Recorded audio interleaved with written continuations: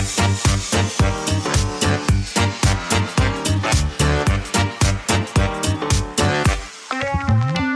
vous emmène avec moi sous mon parapluie. Je suis à Paris et je reviens d'un live de l'émission Unlock de Frandroid, le site, j'allais dire le média d'information sur la tech. Et ils m'ont convié aujourd'hui pour participer à leur live, à leur émission en plateau, pour parler notamment des annonces Apple. Et au passage, je suis très content parce que j'ai eu le sentiment dans l'épisode de Tech Café de cette semaine de très mal restituer le sujet. En fait, plus exactement, il y a 2-3 sujets que j'avais bien digérés avec la conférence juste avant, que j'arrivais pas bien à restituer dans le podcast et que j'ai carrément oublié. Et j'ai un petit peu cette hantise de l'oubli. Je pense, à peu près fait le job, mais je trouve juste que par rapport au fait que j'avais suivi une conférence d'1h30 avec beaucoup d'intérêt parce que c'est des choses qui me plaisent, et le fait que je faisais ma restitution une demi-heure après, j'ai trouvé que c'était vraiment pas bon. Mais en même temps, je sais pourquoi.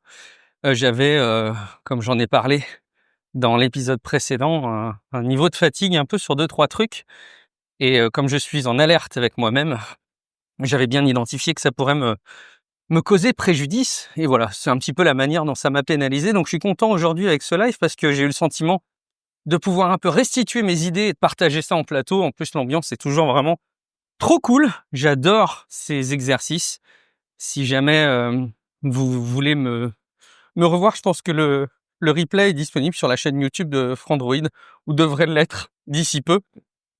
Et puis évidemment, ne manquez pas les futures émissions, même si c'est sans moi, parce que c'est vraiment une équipe très très cool.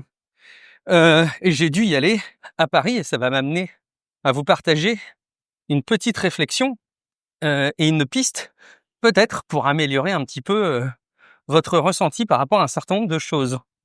Donc je me trouve là sous la pluie, à revenir à pied, je marche un petit peu, parce que, alors je suis venu en voiture à Paris, depuis Amiens, mais je suis pas allé trop proche des locaux de Frandroid parce que ils sont quand même très proches de là où avaient lieu des manifestations. Et d'ailleurs, je me suis longtemps posé la question depuis pas longtemps, depuis hier, de comment j'allais venir à Paris. Habituellement, je viens en train. C'est rapide, c'est pas trop cher. Il y a plusieurs trains avec des horaires qui me conviennent bien. Et j'avoue que de prendre le train, c'est quand même très très confortable. On peut lire, dormir, en fait, on peut vivre pendant qu'on est en transport en commun. Là où, quand on est en voiture, on doit être attentif à la conduite, à la sécurité, etc. On peut écouter des choses, on peut discuter avec des gens avec qui on est en voiture, mais on vit pas. Alors que dans les transports en commun, on est libre de ses mouvements. On peut aller aux toilettes, s'il y en a de dispo. On peut lire, jouer aux jeux vidéo si on a un appareil de console mobile ou même sur son smartphone. On peut faire sa veille. Enfin, vraiment, on peut faire plein de choses dans le transport en commun. Et donc, je préfère évidemment largement venir en train à Paris. Et surtout qu'il y a évidemment beaucoup moins de désagréments, parce que la voiture à Paris, c'est horrible, quoi. Et alors, donc, il y avait les manifestations avec les événements Bloquons tout. Et j'ai réalisé que je venais à Paris alors que c'était la journée de manifestation un peu phare, que hier ou avant-hier, je sais plus. Enfin, je l'ai réalisé il y a pas longtemps. Et ça m'a mis un petit coup de stress. Et je me suis longtemps demandé, est-ce que je dois prendre le train et être peut-être pénalisé par les trains qui ne seraient pas là, peut-être même au risque de pas pouvoir aller à l'enregistrement, ou peut-être même pire, aller à Paris mais pas être en mesure de revenir. Même si j'ai un point de chute de secours avec des connaissances et des proches à Paris, je vous avoue que je préfère quand même dormir chez moi, surtout pour un événement de 2 heures. Mais bon, il n'y avait rien de grave, mais je me suis longtemps posé la question, donc est-ce que je venais plutôt en train ou en voiture, avec tous les désagréments que représente un trajet en voiture qui cible Paris? Et je suis venu donc en voiture, ça a très très bien roulé. Par contre, je me suis garé un peu plus loin du cœur de Paris. Et j'ai marché une petite demi-heure, et donc là, je rentre juste après l'enregistrement pour reprendre ma voiture. Mais je voulais vous partager un truc que j'ai commencé à implémenter, qui me trottait dans la tête on me l'avait déjà recommandé. Et en fait, c'est ma femme qui me l'a explicitement formalisé comme une recommandation. Et je l'ai mise en œuvre, cette recommandation. Et je me dis qu'elle peut vous aider. Je ne sais pas si vous avez un système de prise de notes, mais il est évidemment urgent, si c'est pas le cas, que vous ayez un système de prise de notes. Un truc que vous ayez toujours sous la main, avec lequel vous ayez plaisir à bosser. Que ce soit un carnet avec un stylo, un carnet numérique, un système de notes sur votre smartphone, bref. Je pense que je serai amené à vous le répéter à plusieurs occasions, mais il faut vraiment que vous ayez un système comme ça. Bref. Vous allez créer une page, une entrée, une note dans votre système de notes favori et vous allez lister toutes les choses qui vous viennent en tête comme ayant été des moments de stress, des moments d'angoisse, des moments qui vous ont un peu paralysé. Et vous allez vraiment tous les lister, pas forcément dans un ordre particulier, mais tous les lister. Et vous allez mettre un score en face. Moi, ce que j'ai retenu, mais vous pouvez faire autre chose, c'est de mettre un score sur 5. Et évidemment, en dessous de 3 sur 5, c'est pas un gros stress. 3 sur 5, c'est un stress qui paralyse quand même un peu, mais qu'on arrive un tout petit peu mieux à gérer. 4, on a eu plus de difficultés à le gérer. Je reprends l'enregistrement.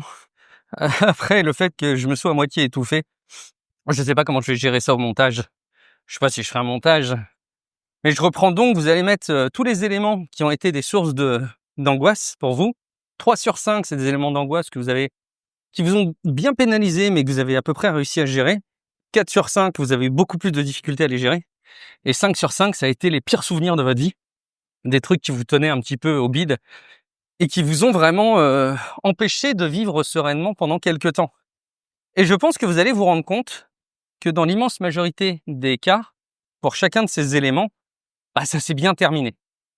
Et vraisemblablement, peut-être même, ça vous a fait grandir, ça vous a fait apprendre des choses par rapport à ces expériences difficiles. Mais l'esprit a cela de terrible qu'il les met de côté, ces expériences, qu'il les fuit comme la peste dans ses souvenirs pour ne plus avoir à les subir. Si jamais vous avez des cas de souvenirs terriblement difficiles qui se sont mal terminés et qui ont eu un impact négatif, durable et sincèrement problématique dans votre vie, ça peut arriver, hein.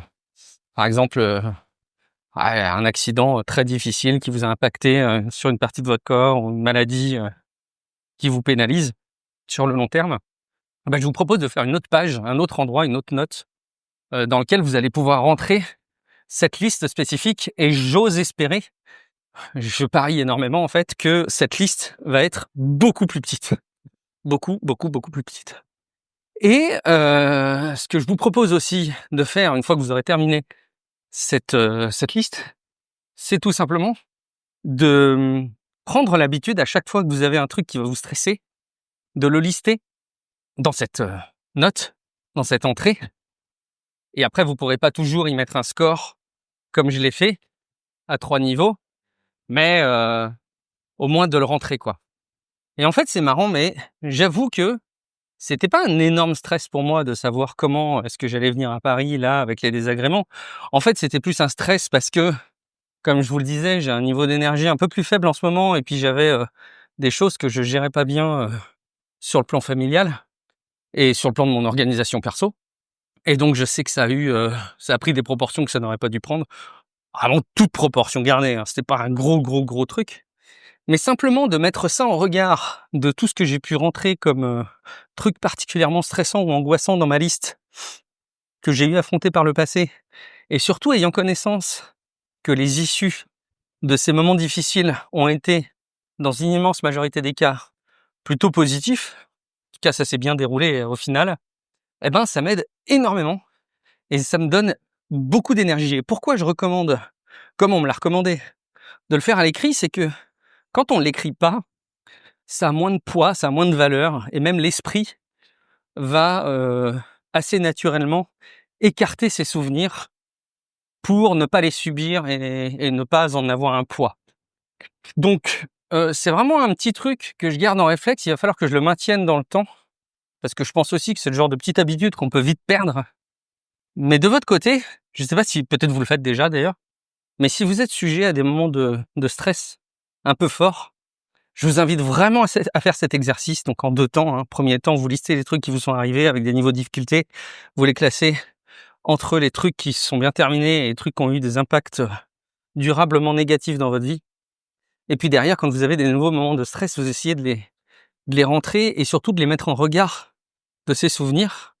Et je parierais fort sur le fait que ça risque de vous aider. Je vous laisse parce que je suis arrivé à ma voiture. Je vais faire le reste du trajet donc en voiture pour rentrer chez moi. Et en attendant, je vous remercie d'écouter ce podcast. Je vous souhaite une très belle continuation et je vous dis à très bientôt dans un épisode de La Voix de Guillaume. Ciao!